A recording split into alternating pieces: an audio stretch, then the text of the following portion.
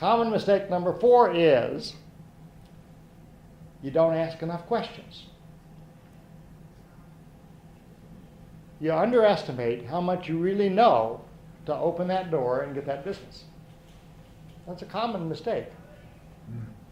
When I see somebody floundering in terms of their business, you go, okay, well, have you surveyed? Say, yeah, we surveyed about 6 years ago. All right, can I take a look at it?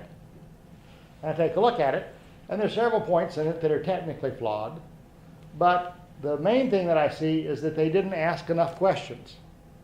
They asked enough questions to get him to open the email and get him to sign the paper. But the stuff in the middle, that just kind of fell between the cracks. And so I come to a common urban legend, a myth. How many of you believe that people on the internet have a very short attention span? Okay. And how many of you believe that it's a big mistake to ask very many questions on a survey because nobody's going to answer it? You hear that a lot, don't you? You hear it a lot. Now, let me just revisit something that I said in the first part here, which is that I just finished a survey for a construction firm up in Canada. And this construction firm had a list, 3,000 people or so, a little more.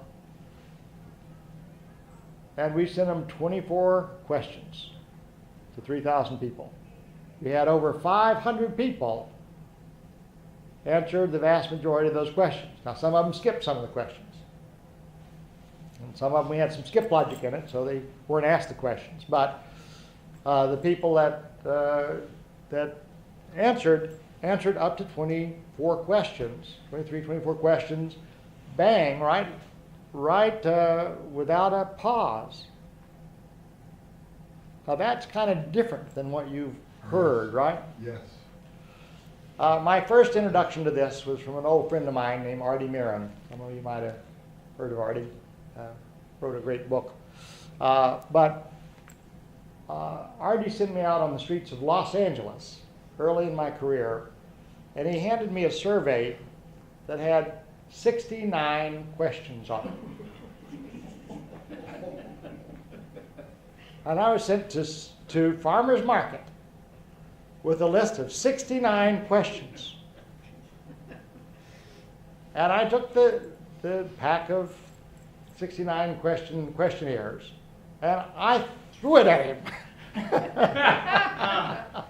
And I told him in no uncertain terms that there was absolutely nobody in Los Angeles that I could stop on the street that would stand there and answer 69 questions about some cosmetic products or something, whatever it was. And after some discussion, Artie, if you know him, is very persuasive. I finally agreed to actually try it instead of simply operate off of something that was so obvious that everybody knew it. I only had one person interrupt the survey about question number 32. If I could get anybody to answer the first couple of questions, they would do all 69 questions standing in the middle of Farmers Market with their bags of groceries. And so this comes back to point number 4 here, which is not asking enough questions.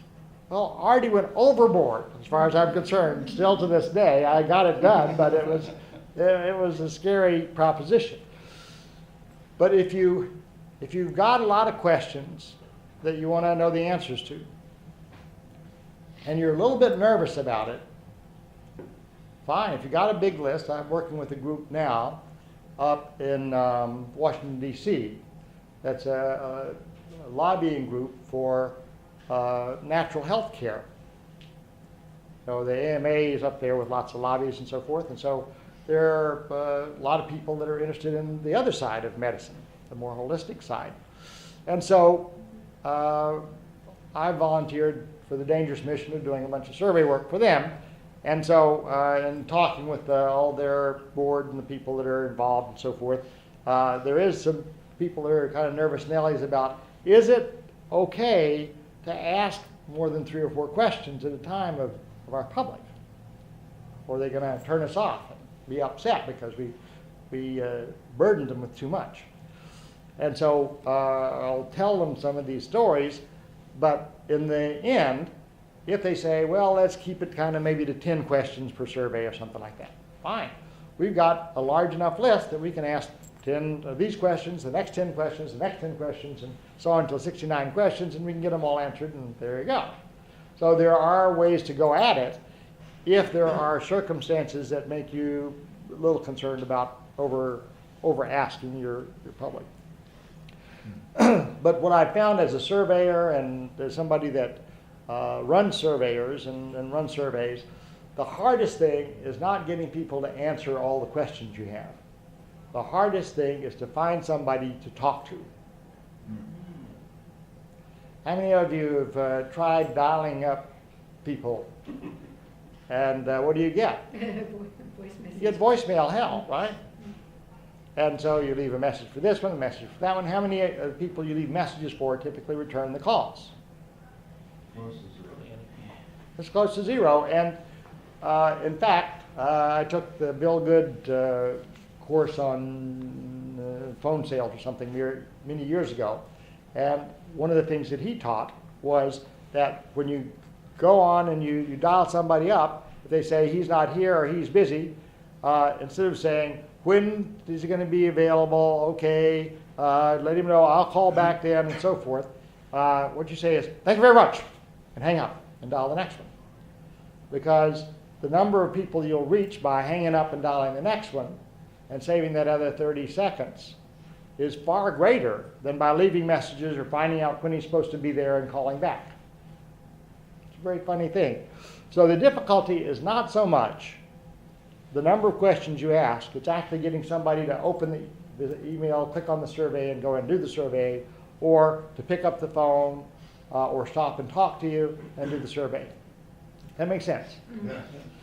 Yes. Another way of asking lots of questions is at trade shows. How many of you like trade shows or go to trade shows for anything? Okay, those can be very useful, and it's also extremely easy to get people to fill out a survey for you in order to go over there and putt to win the big prize or whatever it is, or to be able to, okay, to enter our contest, you got to fill this out. Here you go, fill it out. And it's dead easy. You can get 60 or 100 surveys just bang right away.